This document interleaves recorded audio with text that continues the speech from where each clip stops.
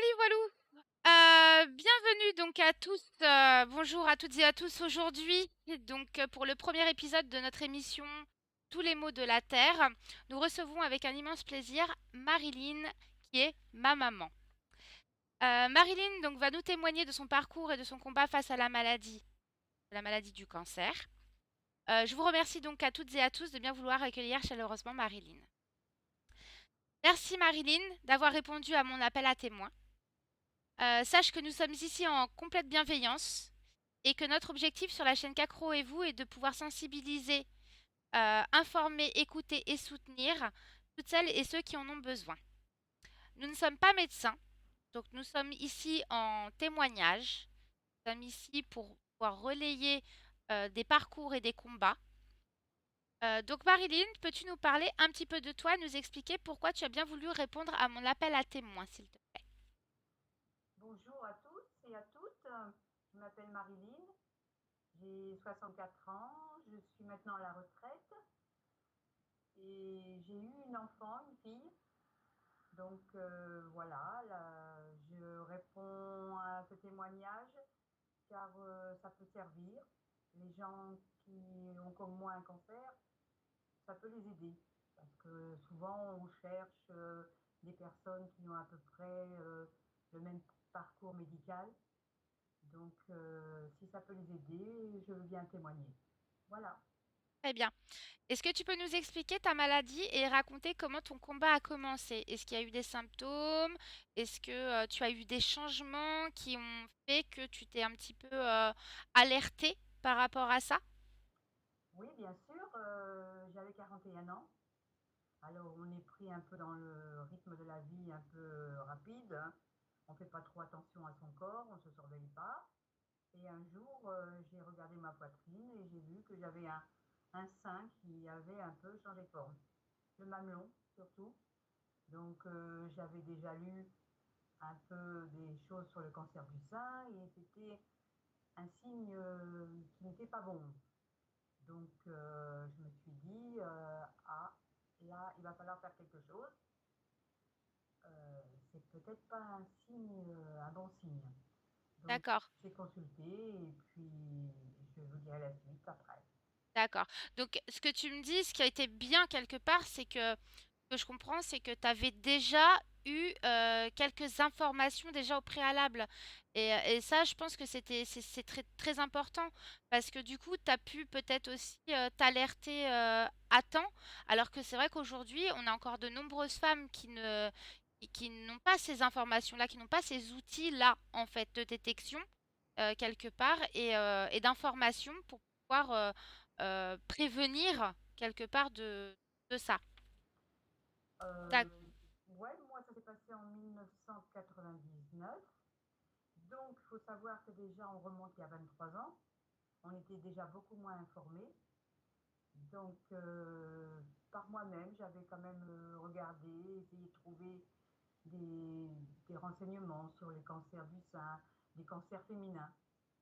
Et c'est pour ça que j'ai trouvé ce symptôme qui vraiment était un symptôme important. Et de nos jours, maintenant, les femmes sont plus informées. Souvent, il y a des campagnes de prévention. Mais il faut savoir aussi que ces campagnes de prévention sont surtout pour des femmes à partir de la cinquantaine. Et on oublie souvent les femmes qui sont jeunes, plus jeunes. Mm.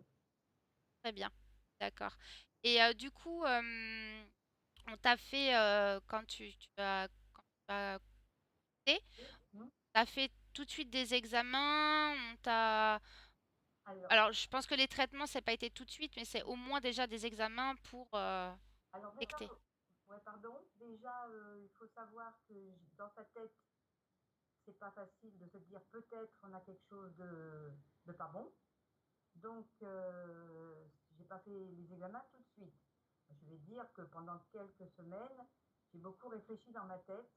Il faut se préparer à une annonce qui sera peut-être pas bonne. Donc, D'accord, à partir du moment où j'ai consulté le gynécologue, lui m'a envoyé faire la mammographie, l'échographie, et puis à partir des résultats, je l'ai revu. et il m'a envoyé sur une structure hospitalière où il D'a- m'avait dit, D'accord, si vous avez besoin, vous aurez tout sur place, on vous soignera comme il faut. Parce qu'en ville, on ne peut pas soigner si c'est grave. Euh, Il n'y a pas toujours possibilité pour ces maladies-là. Donc j'ai dû, habitant la région parisienne, je suis allée directement sur Paris. Grâce à lui, grâce à mon gynécologue, qui m'a recommandé à l'époque, c'était l'hôpital Saint-Antoine à Paris. Et d'accord, déjà, quand j'ai vu le gynécologue de l'hôpital Saint-Antoine, lui a regardé les examens, m'a palpé, tout ça, et rapidement m'a donné le protocole. Hein, c'est-à-dire si opération il y avait besoin, et c'était le cas. Donc il y a eu l'opération et les traitements qui ont suivi. d'accord. Comme tu disais juste avant, en fait, que il t'a fallu un petit peu de temps avant de pouvoir faire les examens. C'est vrai que je pense, après à tort ou à raison, moi, ce n'est pas un jugement, bien Mhm. entendu, mais que parmi justement ces prises en charge, au-delà des examens, il n'y a pas de prise en charge psychologique. T'as pas proposé d'être accompagné par quelqu'un qui pourrait justement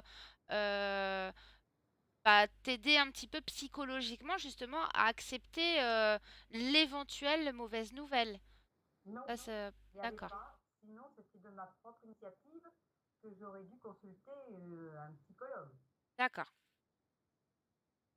d'accord. Et comment tu fais pour gérer au quotidien justement ta maladie et aujourd'hui, comment te sens-tu? Alors, dans tout mon épisode médical qui remonte il y a déjà 23 ans, j'ai eu plusieurs périodes de traitement, d'accalmie et de rechute.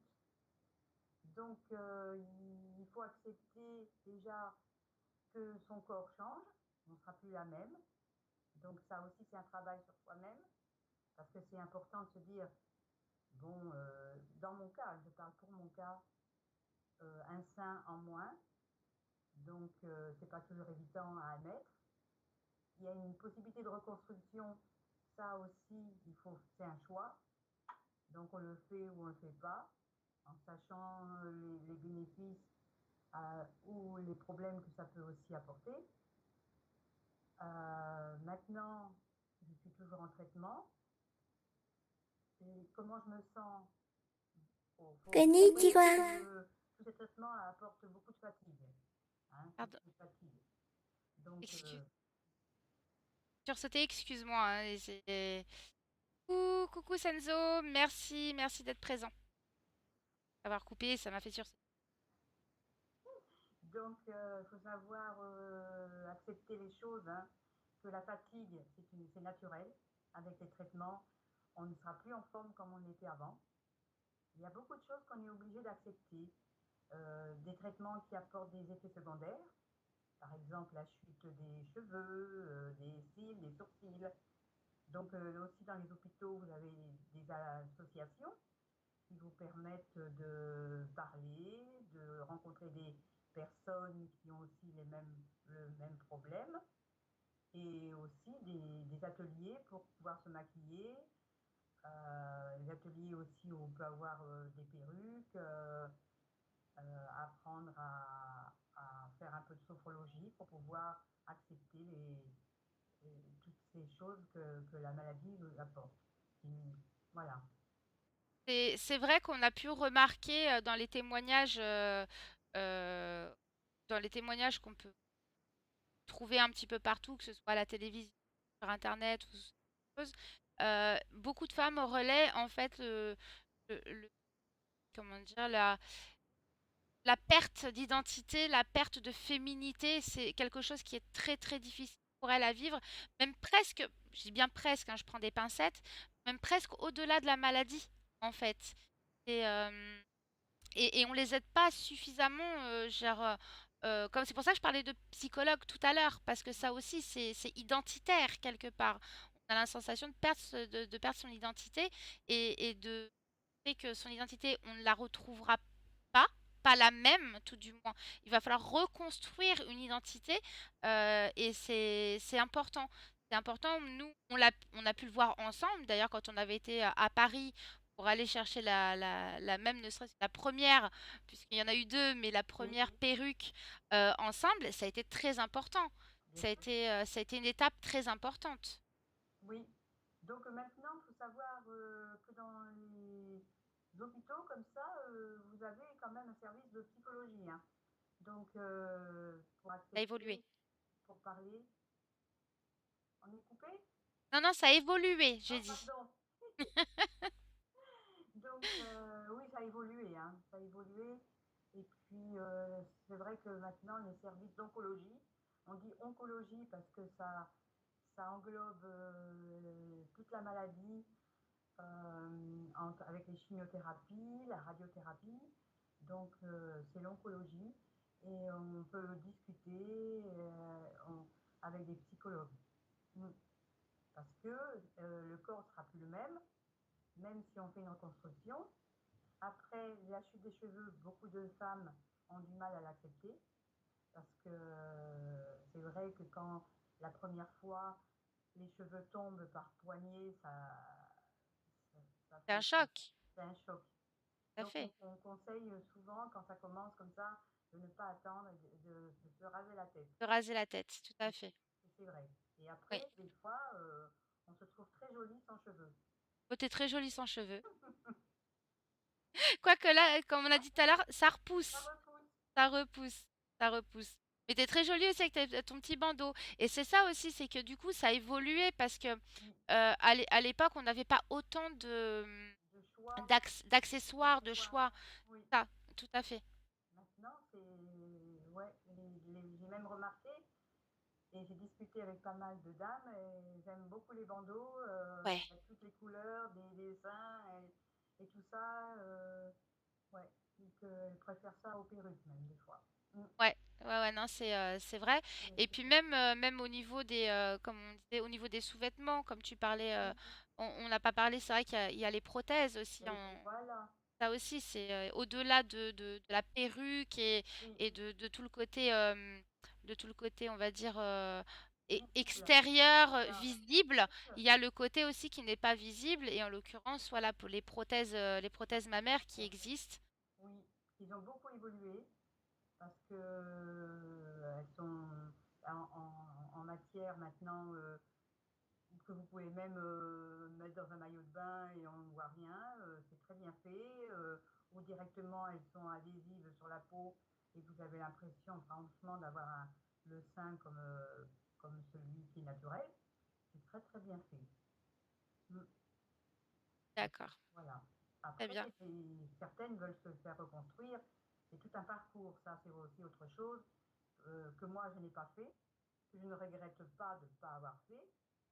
Et c'est un choix, hein, c'est un choix. Mais je comprends aussi qu'il y en a certaines qui veulent retrouver une Belle. poitrine, voilà, et pas avoir cette prothèse qu'on met, qu'on enlève et qui peut être une charge pour elles parce que c'est pas naturel. Bien sûr, tout à Voilà. fait, Mm. tout à fait. Et petite question supplémentaire, à l'époque, tu travaillais. Oui, Comment ça s'est passé au sein de ton travail? Comment ça a été perçu? Comment toi tu l'as ressenti? Tout du moins, hein. oui, Comment tu as ressenti la perception qu'avaient les gens par rapport à toi?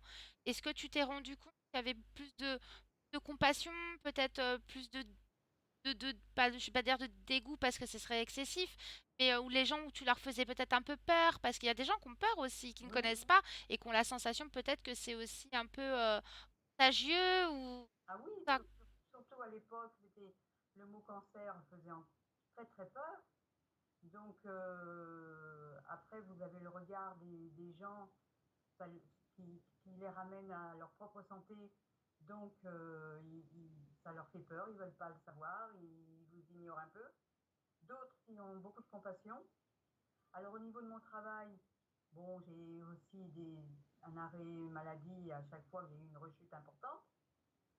Et là, on perd un peu le lien avec le milieu du travail. Donc les gens vous appellent au début assez souvent. Après, ils ont peur euh, que ça vous ramène à discuter que de la maladie. Les appels s'espacent. Donc vous avez hâte aussi de dire ça y est, j'ai fini mes traitements, je vais reprendre une activité professionnelle, je vais retourner. Donc ça m'est arrivé plusieurs fois et ça fait du bien de retrouver le milieu professionnel. On en parle très peu de la maladie, les gens sont contents de vous revoir et on repart pour d'autres aventures, on va dire. D'accord, Voilà. très bien.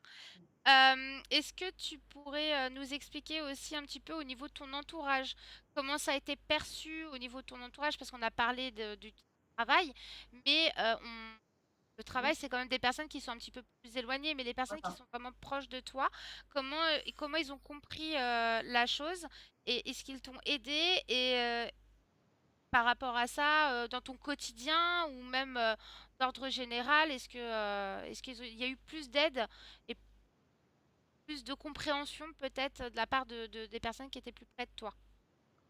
Alors, faut dire que bon, la nourrice de notre fille, de Caroline, et la tata, elle avait déjà eu, donc, et c'était une dame extraordinaire.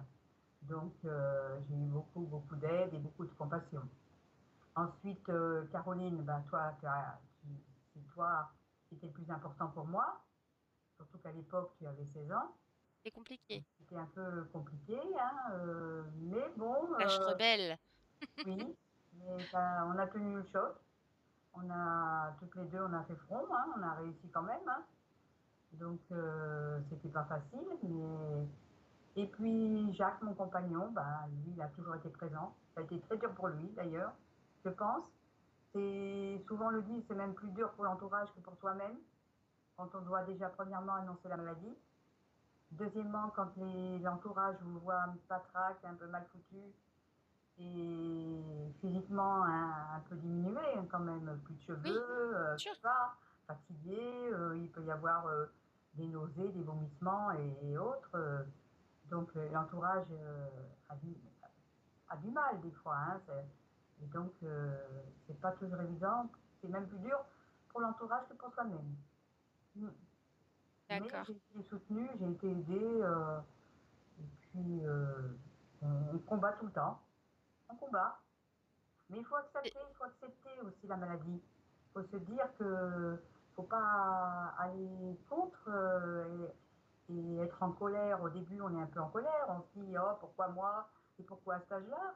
Mais ça sert à rien, vous n'aurez pas les réponses. Donc ça sert à rien de se poser tant de questions. Il faut accepter la maladie, il faut accepter que le corps change et Battre. se battre. Se battre en disant il y aura des temps meilleurs. Et c'est vrai, il y a eu beaucoup, beaucoup de temps meilleurs. Il y en a encore des très bons qui vous permettent de vivre normalement. Normalement. C'est vrai qu'on dit souvent que le moral aide hein, à la guérison, hein. Que Oui, le côté d'avoir une psychologie positive, ça aide. ah, C'est vrai, hein. ah, mais c'est énorme. On dit toujours que c'est presque 50% de guérison. Après, en tant que cancer, on dit faut pas parler de guérison, on parle de rémission. Et il faut toujours être à l'écoute de son corps. Parce que même si on se sent bien, des fois ça revient, c'est invisible, ça n'a pas de symptômes bien particuliers. Mais il y a un suivi, je parle du suivi d'ailleurs. Parce que moi, depuis 23 ans, on m'a suivi, mais à partir du moment où je devais être suivi tous les ans, comme c'est revenu, j'ai été suivi tous les 3 mois, tous les 6 mois, et de nouveau tous les 3 mois. Donc on ne vous lâche pas, et ça c'est important. C'est important. Mais c'est très important d'avoir aussi un bon oncologue avec qui on peut discuter, où vraiment ça passe très bien. Mais il faut voir dans les services d'oncologie maintenant, les médecins, les cancérologues, ils sont très psychologues. Hein. Oui, Très ils ont psychologues. beaucoup plus de formation Oui, et du coup, ça aide ça aussi. aide. Oui, Ça aide aussi. Oui, ça c'est aide. vrai. Parce que du coup, c'est vrai que toi, pour préciser un petit peu, sans pour autant rentrer dans les détails, tu es encore aujourd'hui en combat. Oui, ah, Voilà, ah, c'est je suis encore en combat. Il faut préciser que les séances, bon, j'ai eu de la chimio par intraveineuse, j'ai eu aussi de la chimio par médicament à domicile, comme des médicaments ordinaires. Euh, et là, de nouveau de la chimio intraveineuse, mais en hôpital de jour, quand on va faire ces chimios, il faut voir le personnel comme elles sont formidables et vous êtes bien traité, bien suivi avec toutes les infirmières de l'hôpital de jour aussi. Ils c'est sont, important. oui, oui, il y a un milieu, je ne dis pas familial, mais vraiment très convivial. Très convivial quand on va faire ces séances de traitement à l'hôpital. Mm. D'accord. Est-ce que tu aurais des petites choses à dire au-delà des questions que je peux te poser? Est-ce que toi, tu aurais des choses à communiquer à nos viewers, aux personnes qui sont actuellement présentes, ou même qui nous regardent en replay? Parce qu'il y a aussi beaucoup de personnes qui peuvent pas être Oui. là à l'instant T, mais qui regardent les vidéos après. Est-ce que tu aurais peut-être des petits conseils ou des aides, des choses qui pourraient éventuellement faire en sorte qu'ils se sentent peut-être moins seuls ou qui envisageraient des nouvelles solutions, des alternatives, peut-être qu'ils n'auraient peut-être pas pensé? Alors, comme conseil, parce qu'au début, on se sent un peu seul et on a envie de trouver des gens qui ont, qui ont le cancer, enfin, pour moi, c'est le cancer du sein. Donc, j'avais trouvé un site internet sur lequel les femmes racontent leur vécu. Et puis, ça vous permet de discuter et de se faire des copines, hein. Un Donc, forum en ligne, en un fait, c'est forum ça? en ligne. Enfin, oui, c'est ça, hein, c'est un forum en ligne, oui. Voilà. Et ce site est très très bien fait et ça vous parle et on peut faire des connaissances. Étant donné que j'avais rencontré deux dames de la région parisienne, donc voilà, et on avait fait connaissance.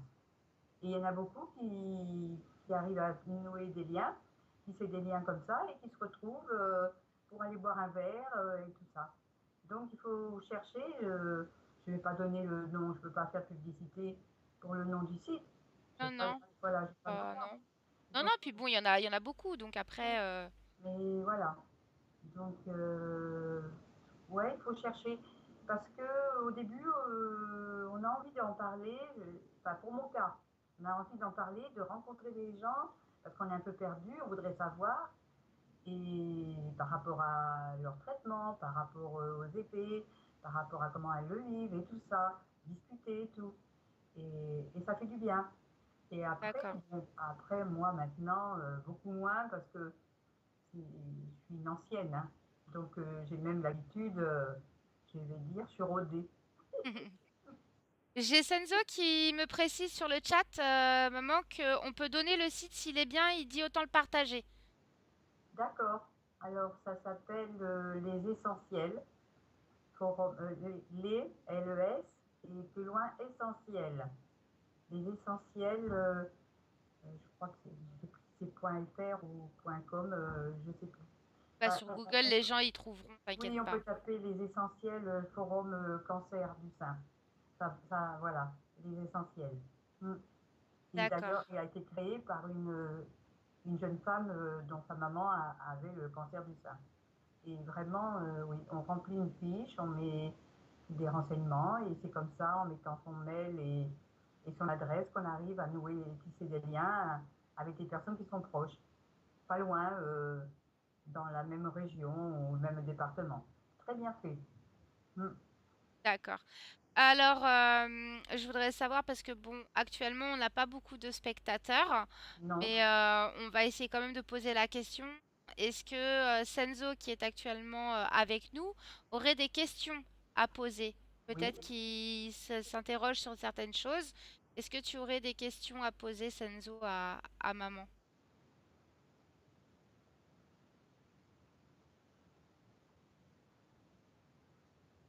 Parce que des fois, les personnes, alors c'est vrai qu'on n'a pas beaucoup de monde ce soir, mais peut-être que à l'avenir, on aura peut-être d'autres Mhm. personnes. Et surtout aussi, y réfléchit. Oui, bah, c'est normal, il faut prendre son temps.